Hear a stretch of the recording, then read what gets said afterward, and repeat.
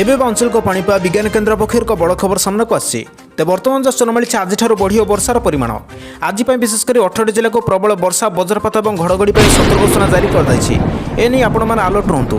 तेज आगक ओडिशा केउं सब जिला को अधिक मात्रा वर्षा रही केउं सब जिला को बिजुली घड़घड़ी नहीं सतर्क सूचना जारी कर भिडियो संपूर्ण अपडेट जाना बास्ता पूर्व भिडियो गोटे लाइक करूँ सांग सहित भिडियो बहु मात्रा शेयर करूँ।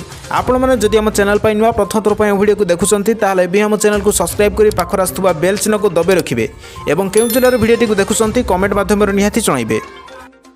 तो बर्तमान जो मिली आज बढ़ वर्षार परिमाण उत्तर पश्चिम बंगोपसागर और पार्श्ववर्ती उत्तर ओडिशा और पश्चिमबंग उपकूल बुधवार एक लघुचाप क्षेत्र सृष्टि होती आसंता 2 दिन मध्य सदृश लघुचाप क्षेत्र में परिणत हो पारे। यह लघुचाप प्रभाव में उत्तर और पश्चिम दिगर उत्तर ओडिशा सहित विभिन्न जिला मानकर प्रबल वर्षा होवार संभावना रही। आज विशेषकर भुवनेश्वर कटक बारिपदा जाजपुर जगतसिंहपुर खोर्धा नयागढ़ कोरापुट मालकानगिरी और बालेश्वर और भद्रक जिले में प्रबल अति प्रबल वर्षा और बिजुली घड़घड़ी होवार संभावना रही। आज राति 10टा बेलू उपकूलवर्ती जिलागुड़िकर वर्षार परिमाण कमिबो किंतु उत्तर और पश्चिम ओडिशा जिलागुड़िकर प्रबल वर्षा होवार संभावना रही।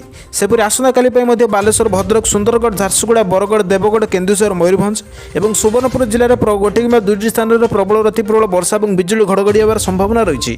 तो बर्तमान जो मिली आज बढ़ वर्षार परिमाण उत्तर पश्चिम बंगोपसागर और पार्श्ववर्ती उत्तर ओडिशा और पश्चिमबंग उपकूल बुधवार एक लघुचाप क्षेत्र सृष्टि होती आसंता 2 दिन मध्य सदृश लघुचाप क्षेत्र में परिणत हो पारे।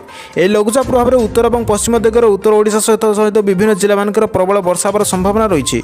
आज विशेषकर भुवनेश्वर कटक बारिपदा जाजपुर जगतसिंहपुर खोर्धा नयागढ़ कोरापुट मालकानगिरी और बालेश्वर और भद्रक जिले में प्रबल अति प्रबल वर्षा और बिजुली घड़घड़ी होवार संभावना रही। बासी आज संपूर्ण पाणीपाग खबर। तेज दर्शक बंधु जदि आप प्रतिदिन पाणीपाग रिलेटेड वीडियो देखा चाहते आम सहित जोड़ी रुहतु वीडियो को बहु मात्रा लाइक कमेंट शेयर और सब्सक्राइब करूँ जहाँफल पाणीपागर सठिक सूचना आप गोटे चैनल माध्यम जानीपारे। रोचे जय जगन्नाथ।